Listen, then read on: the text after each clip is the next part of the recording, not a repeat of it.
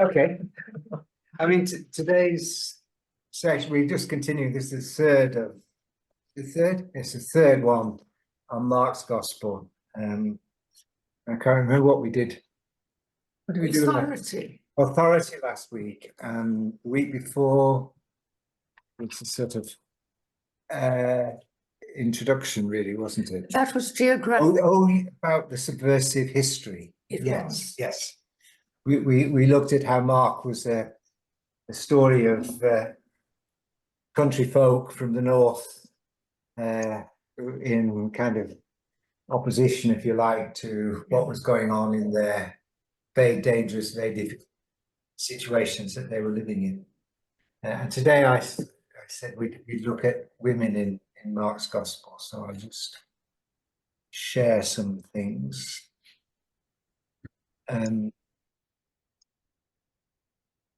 Okay. Who are the women in Mark's Gospel? I've given you the answers here. Yeah. Okay. Oh, hey. Sorry, I'm late. Oh, great. See, as you move over. Oh, yes. Oh.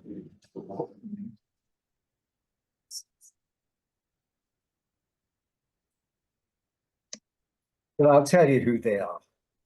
And you might begin to think, well, as you read Mark's Gospel, you might think that the women are kind of rather an optional extra, because there aren't that many of them, and only towards the end are any of them. Only a few of them are actually given names. So we've got Simon's mother-in-law. We look at these stories as we go through the evening. But Simon's Peter's mother-in-law, Jairus's daughter, the hemorrhaging woman with hemorrhages, Herodias, the wife of Herod, and her daughter, the Syro-Phoenician woman, then the widow in the temple with her widow's mite, the woman who anointed Jesus at Bethany, and then some women, it says, that's what it actually says, some women at the crucifixion, including Mary Magdalene. And remember, we saw that Magdalene was in Galilee. We saw it on the map. Mary, the mother of James the younger, and of Joseph and Salome, and there were some women at the tomb, Mary Magdalene, Mary, the mother of James and Salome. So they're the women. And there aren't that many of them in comparison to the men. So is this a case of a gospel writer just occasionally remembering that there were some women around, or is he being quite sexist and leaving them out, or of his time, or is something else going on? And I think tonight I want us to see if something else is going on. And the way to start this is to talk about the men in Mark's Gospel. And I'll just remind you of the stories of the male disciples and how they appear I'll do it very, very quickly, it'll take about 2 minutes, but it is really important context. Number one, in chapter 1, Simon, Andrew, James, and John are called. In chapter 3, Jesus appoints 12 male apostles. In chapter 6, if you remember, they're sent out. We did this. They're sent out in a mission of the 12. Also in chapter 6, they are a bit anxious because there's no food. And there's supposed to be there's 5,000 people there, and there's no food. Then they get anxious again as they cross the water in chapter 6 because there's a storm. Remember, Jesus walks on the water to rescue them. And then in chapter 8, there are 4,000 people waiting there, and the disciples still question where the food is going to come from. They haven't learned the lesson. In chapter 8, 2,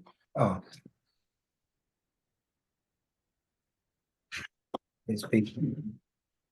In chapter 8, 2, Peter confesses that Jesus is Messiah, but Jesus is doesn't accept that, just tells him to be quiet.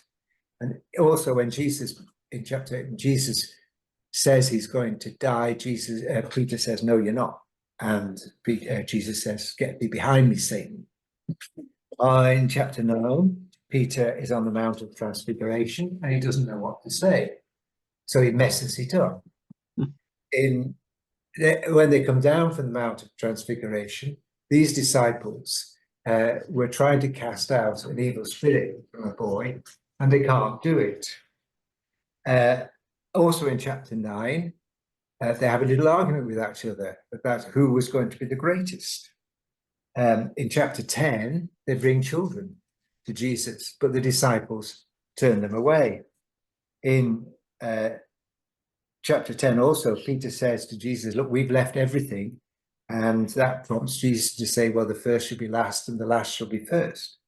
And then James and John come to Jesus and ask if they can sit on the right hand and on the left. By chapter 14, Judas is set out to betray Jesus. And at the Last Supper, Jesus says, somebody is going to betray me. And they all go, is it me? Is it me? Is it me? So it could have been any of them, but it turned out it was Judas. Peter says he's not going to betray Jesus. Then they go to Gethsemane and they all fall asleep. Then then Judas does betray and Jesus is arrested. And then in chapter 14, Peter denies Jesus and we don't hear of them again. So that's the men in the story. Okay, and it's just really important to hold that in mind when you hear the story of the women. Is that okay? Right. So this is traditionally, Mark is seen as a gospel of discipleship and following Jesus and so on and so on. But they are a bit of a disaster, these male disciples. So that might want to bear that in mind a little bit. So here's the first of the stories, just from Mark, chapter 1. It's very short, but somebody like to read it? Yeah, okay. I'll read it. As soon as they left the synagogue, they entered the house of Simon and Andrew with James and John. Now Simon's mother-in-law was in bed with a fever, and they told him about her at once. He came and took her by the hand and lifted her up. Then the fever left her, and she began to serve them. What do you make of that? Well, she knows what Jesus is about. I hadn't thought of it in that way. Yeah. Mm. She's what I know. Well, it looks like it. Yeah. She began to serve them. Mm. Which traditionally, I mean, whenever I've read that, you think, oh, she got up and made the tea. Well, that's what I thought. I was like, hang on a minute. Yeah. Yes, I know. But, I mean, just remember, who else served Jesus? Oh, Mary and Martha. No, Oh, that's not in sorry, Mark. Guinevere. That's not in Mark. Oh, no, sorry, no. You won't get it, I don't think. But there it is in just a few verses earlier, in verse 13. Verse 13, he was in the wilderness for 40 days, tempted by Satan. He was with the wild beasts, and the angels waited on him. Mm-hmm.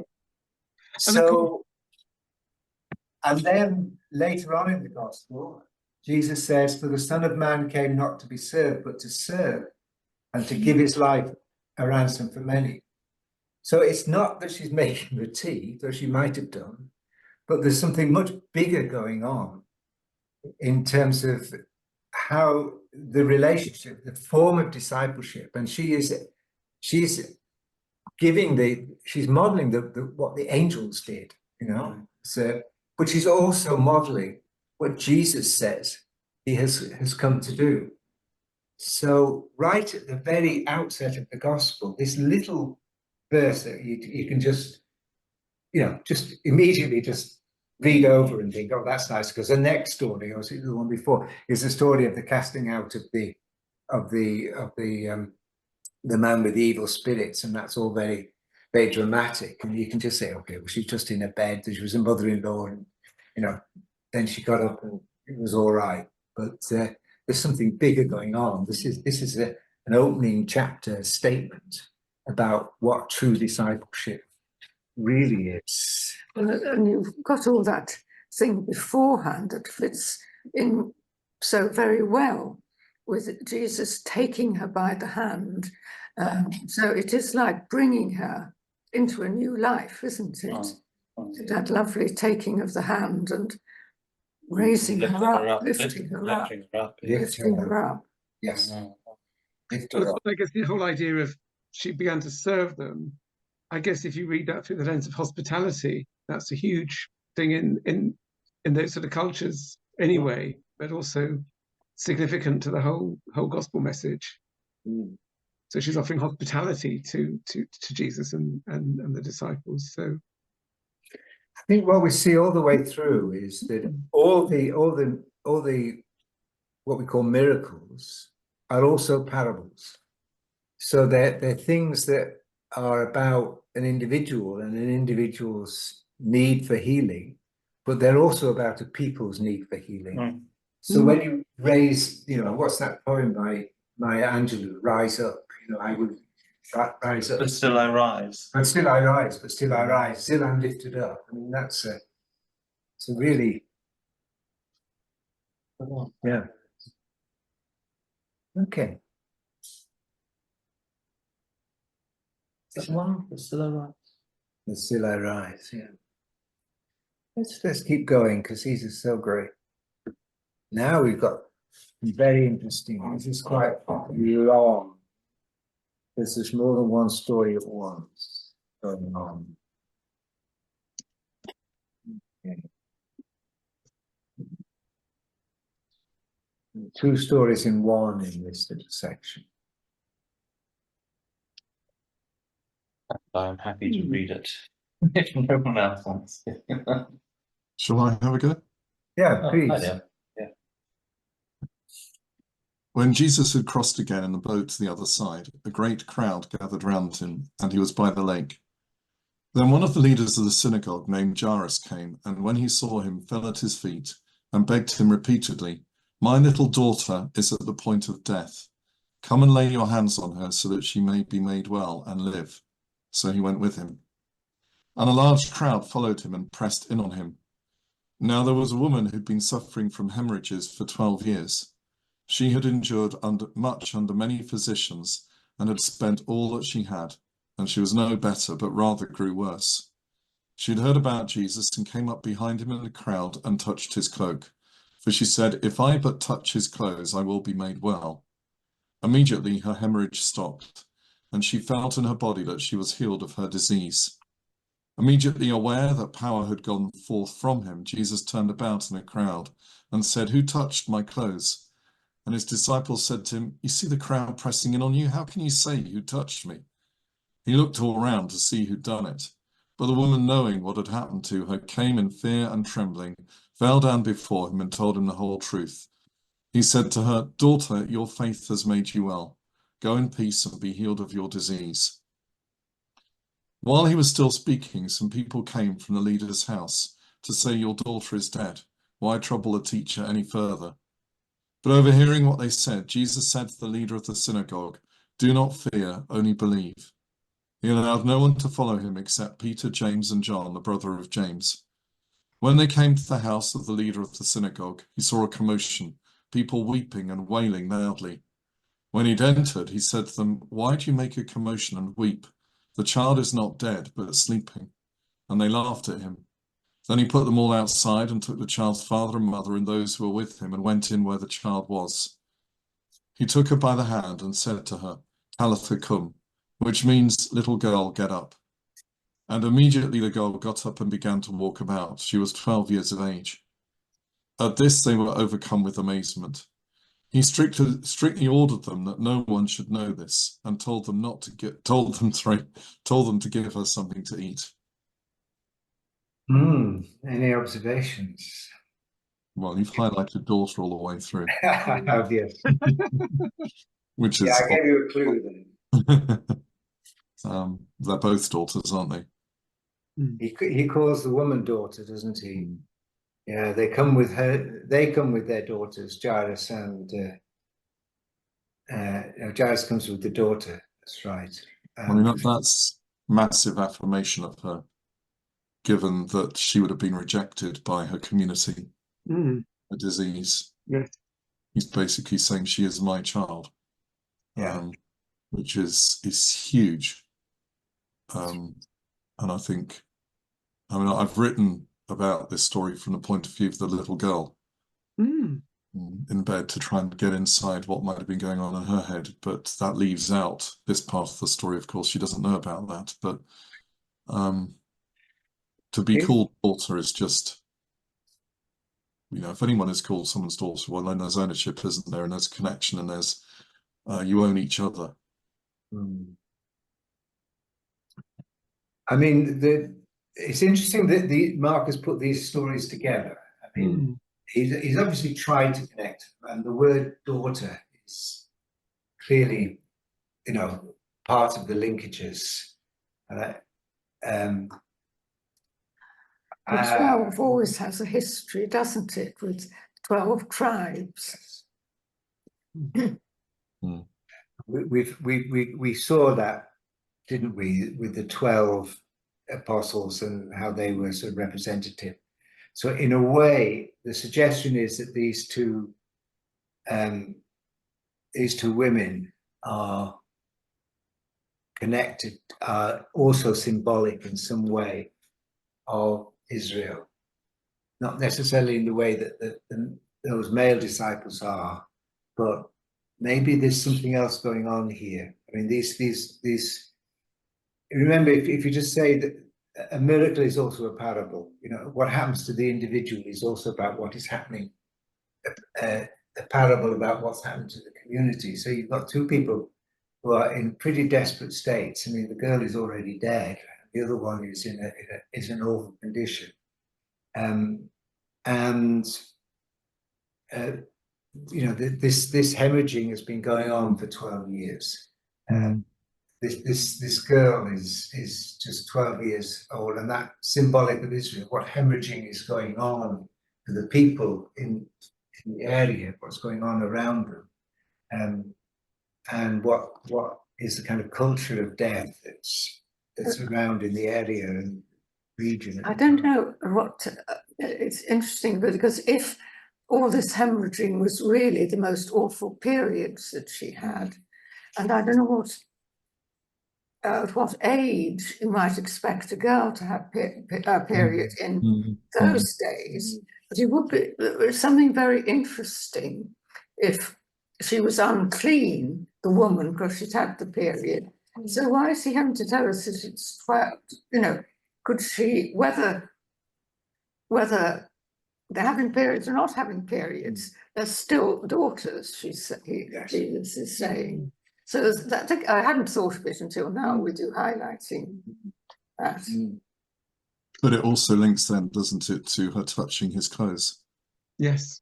She's But unclean. she would have contaminated him. Yes.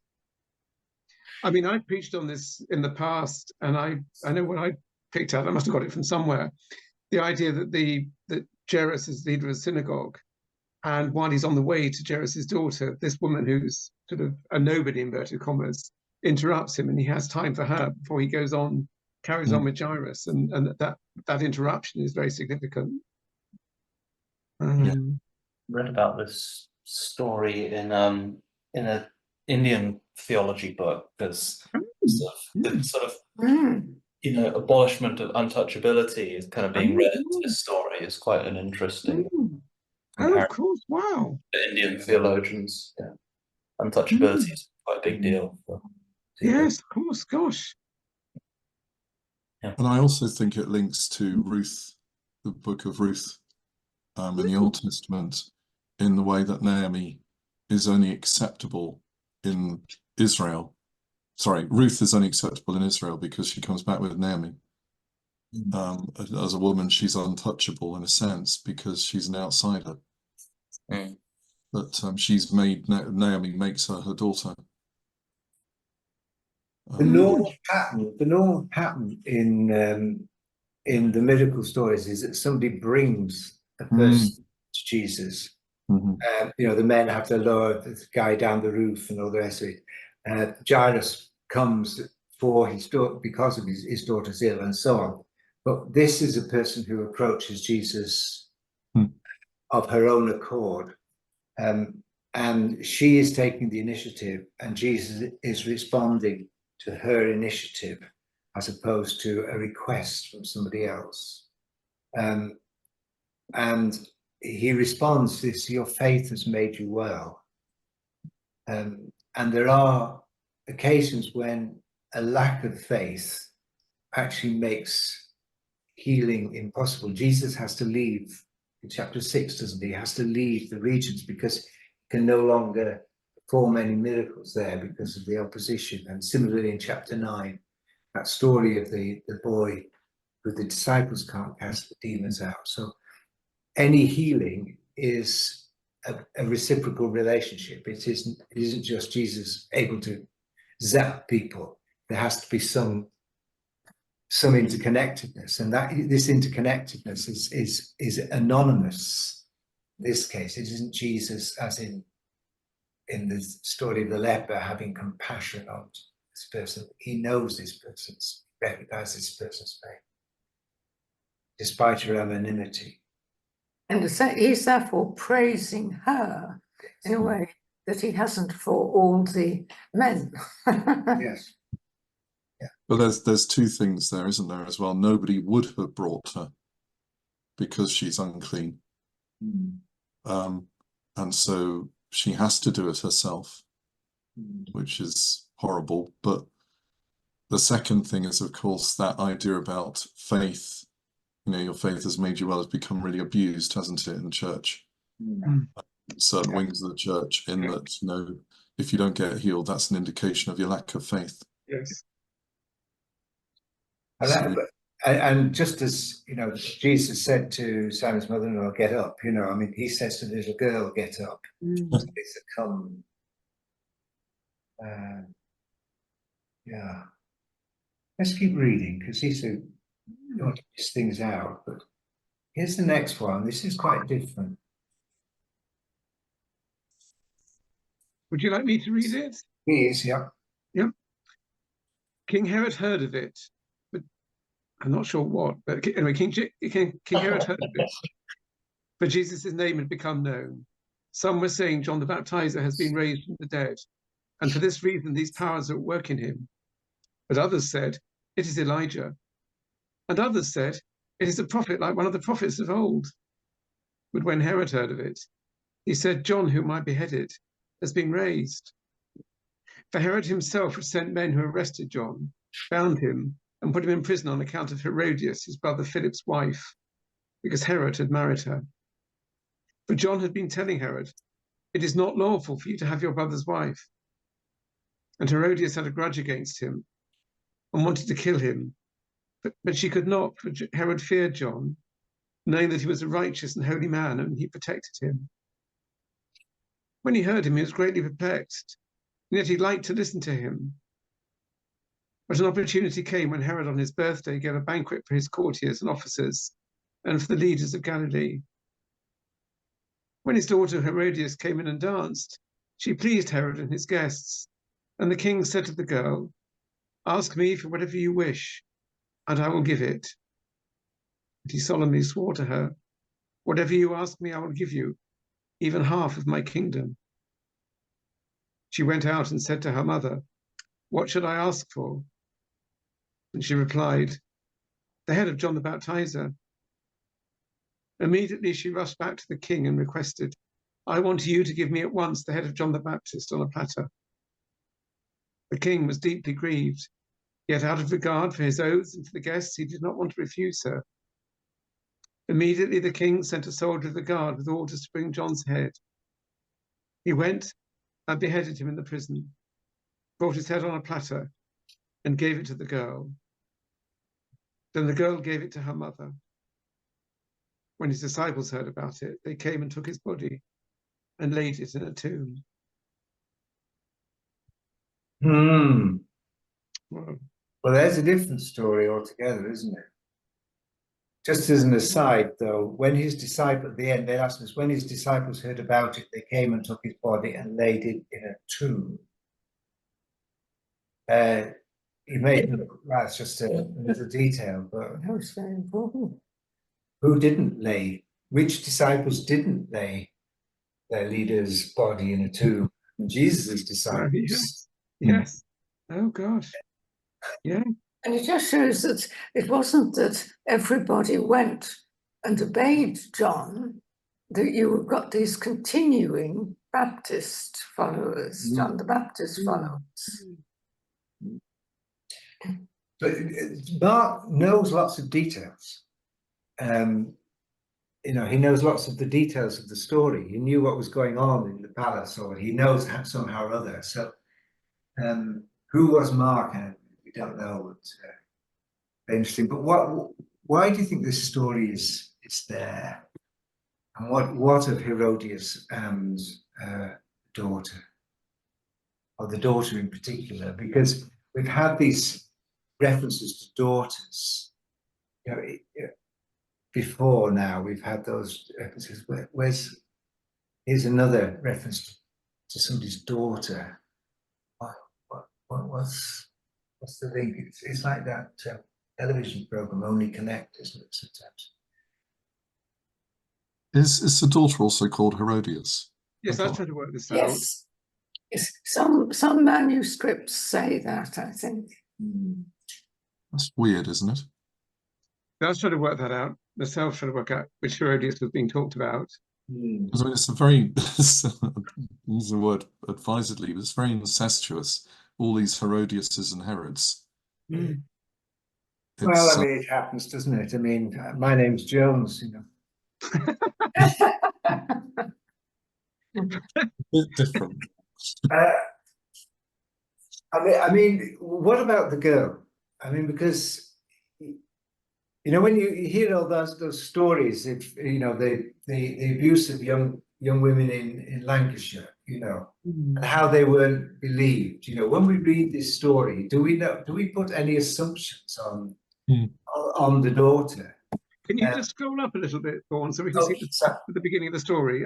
Oh, sorry. Yes, I thought it said sit up. I sat up. That's it. There you go. Sorry, thank you. Yeah. Right. So Herod.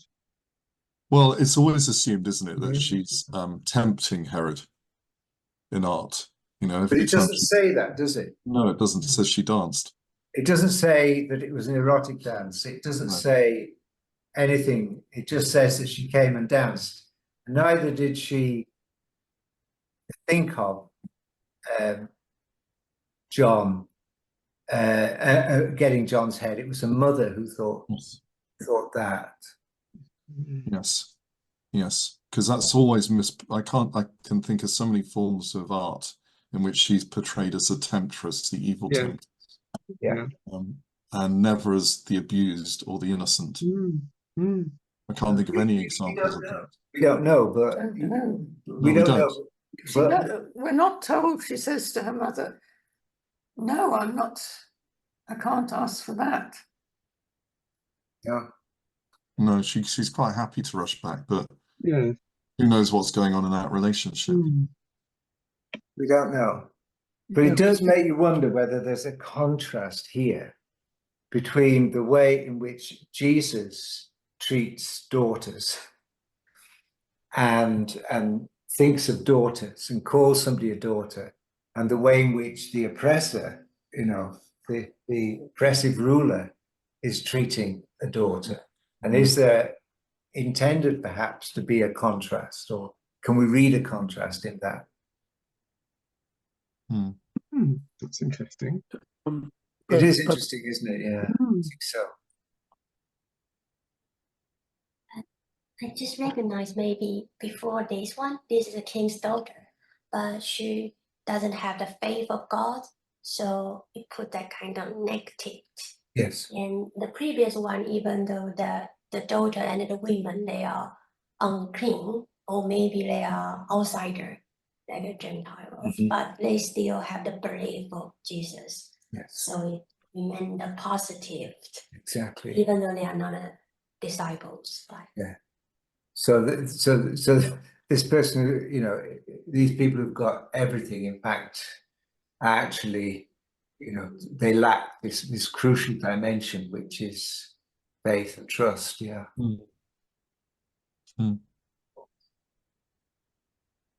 Oh my goodness, I missed out that we're doing the temple because I didn't put that in.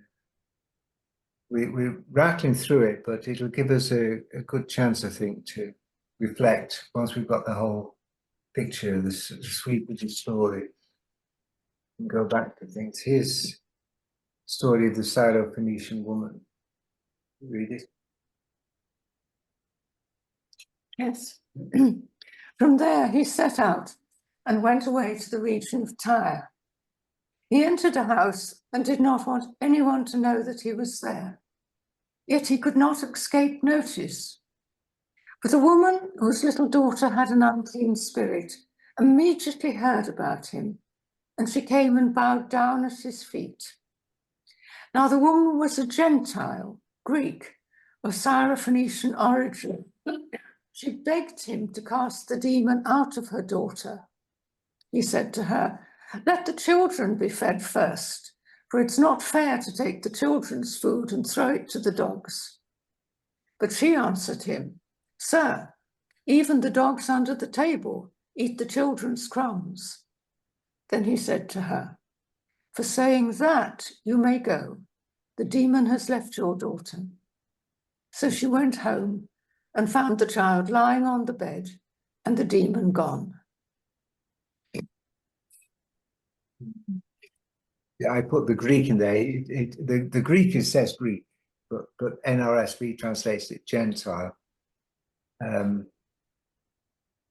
So she's not from Canaan and Mark. No, she's a little bit to the north west, Tyre's side.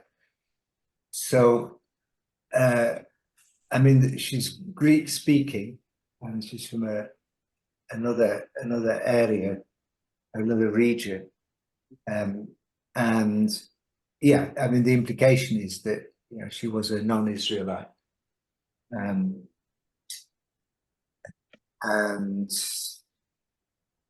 yeah, there she is. But it's a very different.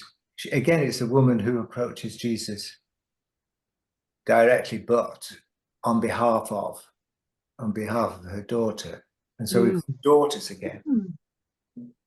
And then this interesting little exchange about let the children be fed first. It's not fair to take the children's food and throw it to the dogs.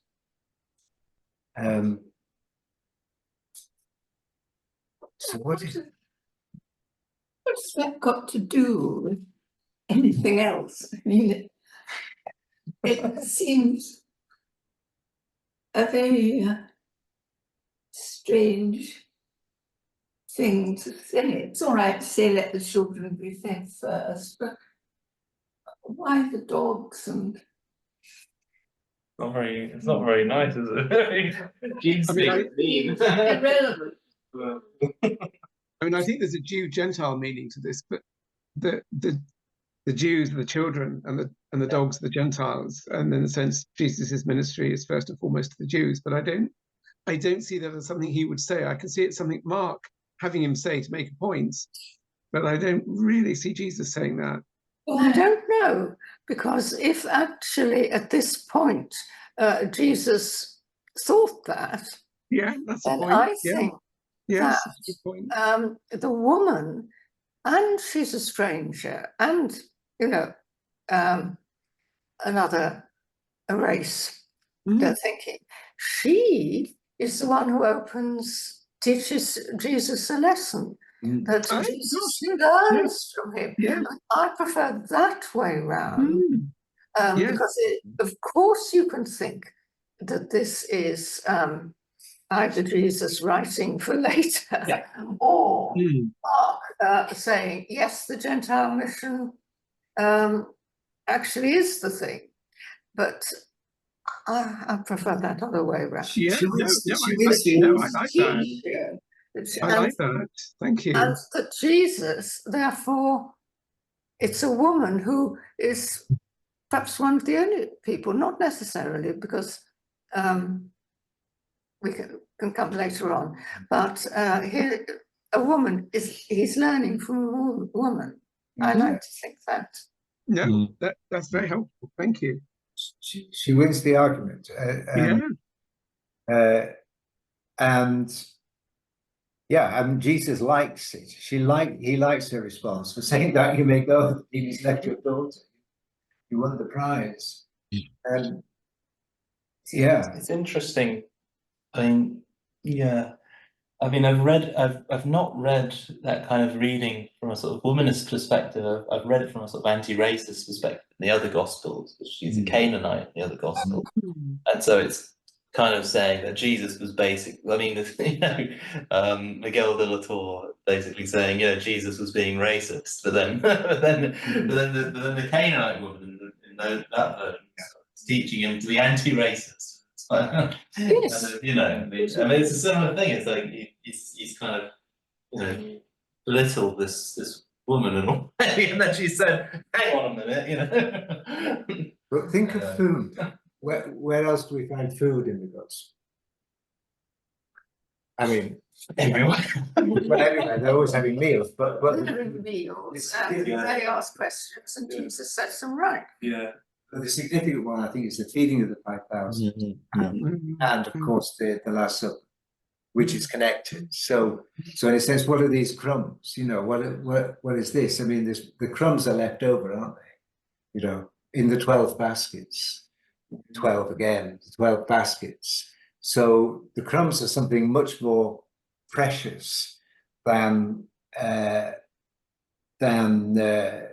we might just think of as a few breadcrumbs. I think the symbolism of the feeding of the 5,000, feeding the 4,000, and then this, it's not fair to take the children's food, you know. But yeah, I think the dogs thing, I don't think anybody anywhere knows what really why this one crept in, you know, because I think, you know,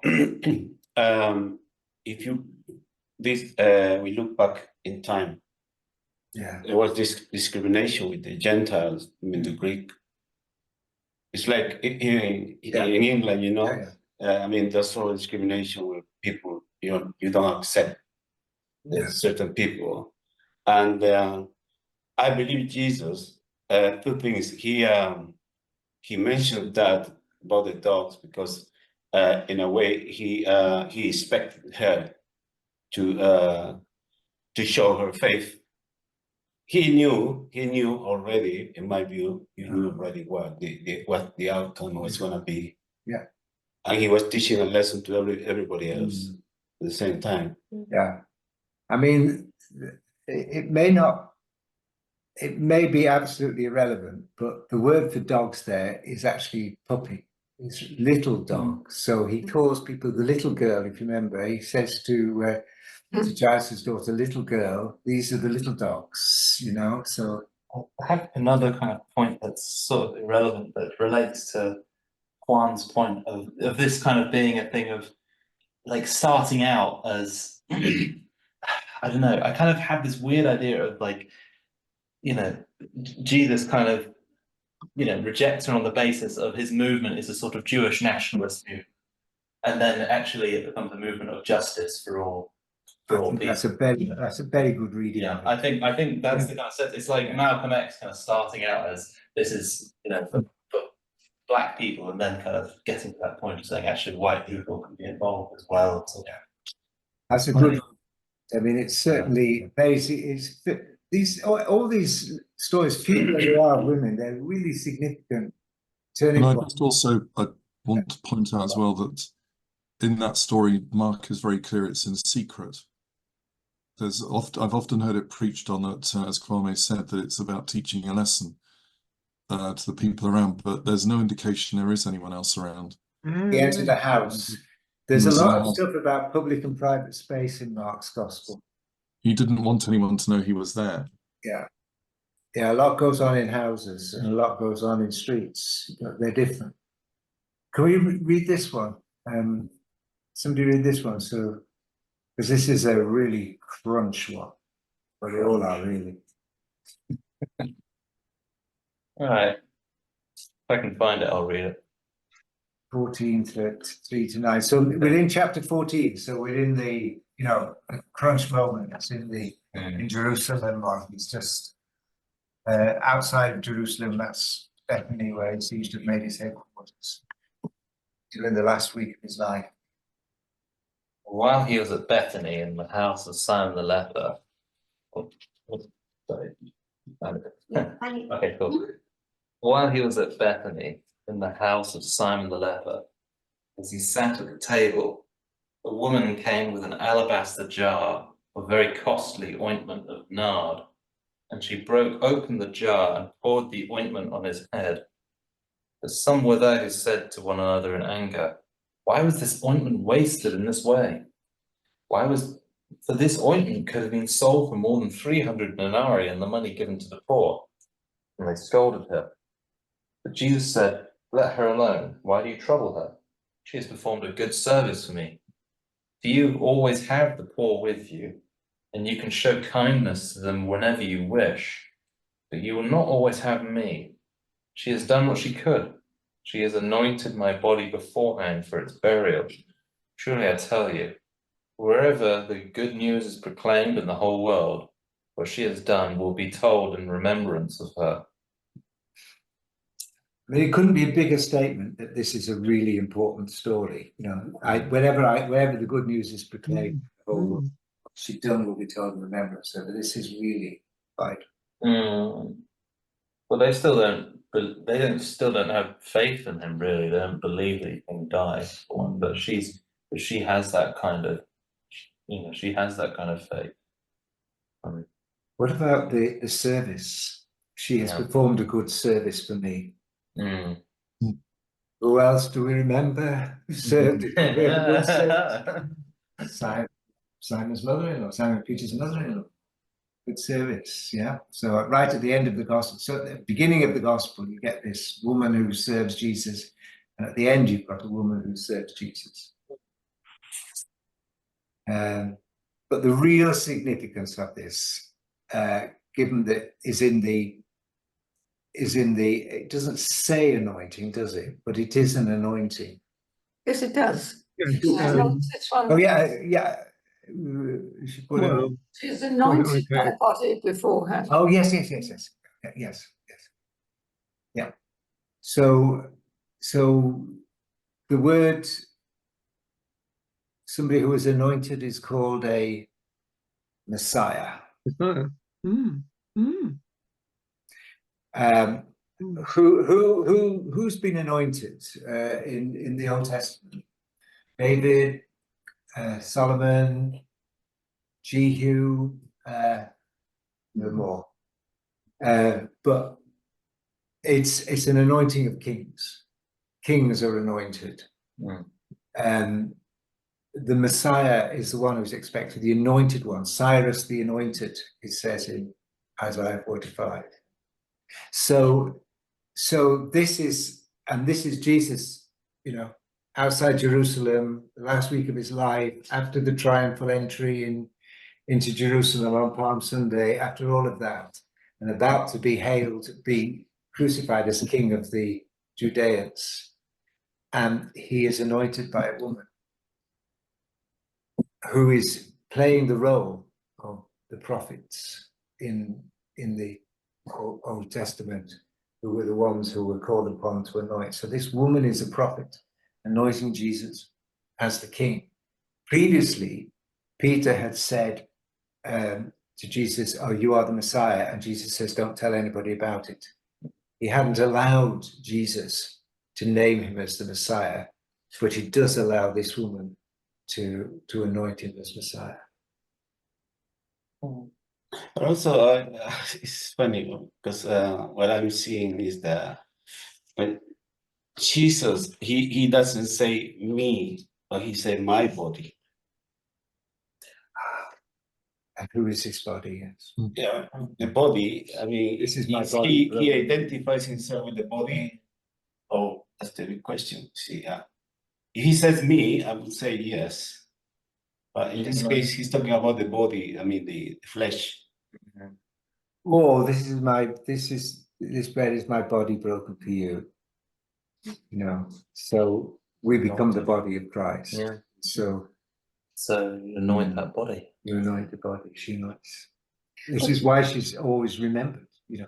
I mean, just reading the story, you don't really know whether the woman really knew that that's what she was doing at that point, or whether Jesus sees it in this way and is very grateful and praises her.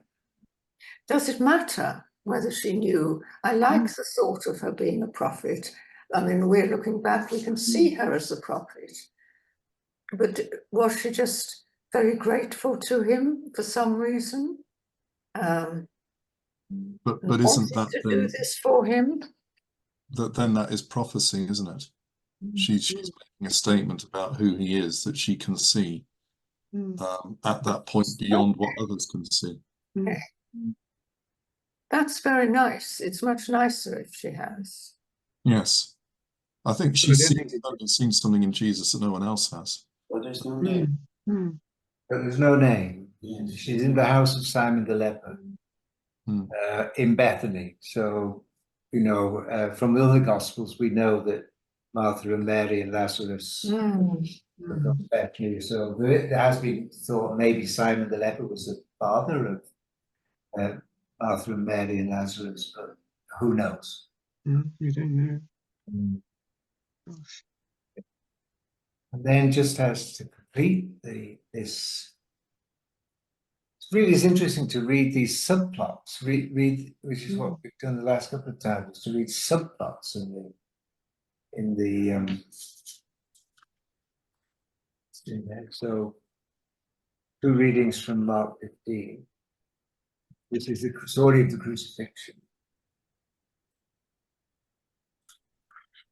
I read it. There were also women looking on from a distance.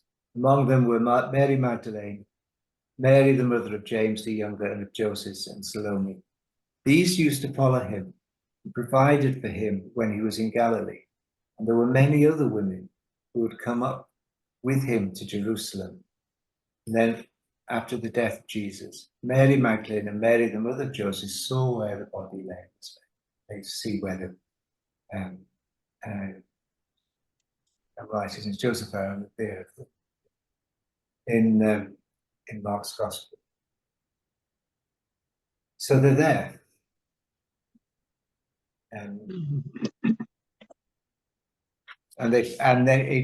Although we haven't heard very much about these women in all of these stories, except we assume that the crowds and then these particular individual stories, but they were there all the time for all of that ministry in Galilee. While these men were messing around and letting Jesus down and not getting the thing, these used to follow him and were provided for him over to Galilee, and there were many of the women who'd go up with him. And what's very sad is that much of church history, most of what the church has said about Mary Magdalene was that she was a prostitute. And the Pope at some point said that she in effect embodied all of the 7 deadly sins, and it's just very tragic and very sad that someone who's probably a very significant figure has been reduced to that. I find it interesting that we haven't heard anything about Salome before. And it's just presumed she must have been a figure, I imagine, in the early church, or perhaps you would have mentioned her, but it just shows us how there were lots of these other ones around, because here's someone we haven't heard of, and there she's got a name. Yes. Yeah, I mean, there's a great book called Eyewitnesses to Jesus or something by Richard Bauckham, which just, he argues that, you know, we tend to think of these stories that are all made up by the gospel writers, but he's arguing when people are named, they were probably significant figures in the early church, and like Simon of Cyrene and Bartimaeus would have their names in there because people listening to the stories would know who they were, you know. Right. Because he says Simon of Cyrene, the father of Alexander and Rufus, isn't it? And just look at this enigmatic, wonderful last verses of Mark. Would you like to read this? I'll do it. Yeah. When the Sabbath was over, Mary Magdalene and Mary, the mother of James, and Salome bought spices so that they might go and anoint him. And very early on the first day of the week, when the sun had risen, they went to the tomb. They had been saying to one another, "Who will roll away the stone for us from the entrance to the tomb?" When they looked up, they saw that the stone, which was very large, had already been rolled back. As they entered the tomb, they saw a young man dressed in a white robe sitting on the right side, and they were alarmed. But he said to them, "Do not be alarmed. You're looking for Jesus of Nazareth, who was crucified. He has been raised. He's not here. Look, there is the place they laid him. But go tell his disciples and Peter that he is going ahead of you to Galilee. There you will see him just as he told you." So they went out and fled from the tomb, for terror and amazement had seized them, and they said nothing to anyone, for they were afraid. Oh, the best endings. Great endings. So this is the conclusion of the gospel. Mm. And there's no such thing as these fake other conclusions that. Yeah. Isn't it? I mean, the women are there. It's the women who do this. It's the women who go to the tomb. The men have all disappeared by now. And they go to the tomb, and it says he's been raised. Remember, Jesus said, rise up, get up. He's been raised. And then he's tell his disciples and Peter that he's going ahead of you to Galilee. In the first session, we looked at the importance of Galilee. Jesus is saying, go back. He's going back to Galilee. He's going to get on with the job. He's going to do what he was doing before, and tell Peter to go there. But does Peter go there? Not straight away. No, I don't think so. Well, I mean, this is a speculation, as always with these things, but having seen the failure of all those disciples and the role, the significant role that women in Galilee have been playing in this whole movement, and they are there right at the very end. Is Mark's gospel really saying this is about bringing the Jesus movement back to its origins, back to its roots, back to what it was trying to do in the first place, and having a dig at the Jerusalem leadership of Peter, possibly James, because you remember when he says, who are my brothers and who are my sisters? The people around here are my brothers and sisters. Is this actually saying, no, the roots of this gospel are with these women, are with these crowds in Galilee, with these people who are coming to hear Jesus, people who are bringing their, having their evil spirits, cast out, and, being told to rise up, and so on and so on. I mean, is this the movement Jesus is about, and not about an elite leadership that's emerged in Jerusalem? It's a speculation, but it's a possibility.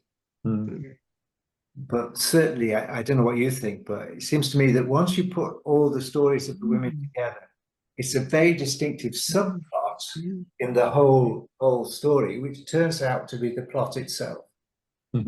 And when you get to the end, it's that subplot that becomes the main message.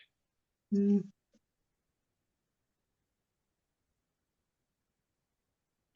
the whole thing is too big for them to handle at that moment, isn't it? Mm. That.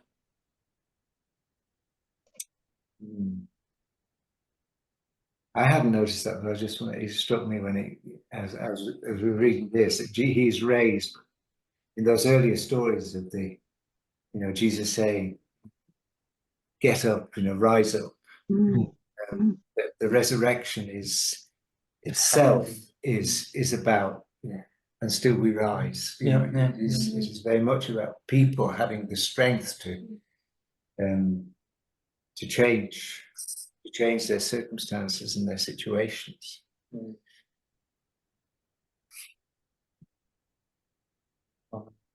Amen. This has been really helpful, Vaughan. Thank you. Extremely helpful. It's a great book. It's a great book. Anybody want to add anything before we finish? I mean, it's not. It's sort of relevant, but at the moment I'm working on something with some colleagues on a study guide on hidden women of the Bible, and I've done something on Mary Magdalene, and others have done things on women in the Old Testament. But actually, what we've done this evening is given me ideas for the second volume, really, because these are women who some of them aren't even named yet; they're so significant in the story. And yeah, it's been really helpful to have them brought to my attention, brought to our attention this evening. Giving them a voice and life. Yeah, it's been really, really helpful. Thank you. Anything else? What's next week's topic? I think, if I remember rightly, it's Jesus and the tradition, looking at his relationship with the Jewish tradition, the covenant, and his conflict with the scribes and the Pharisees. Mm.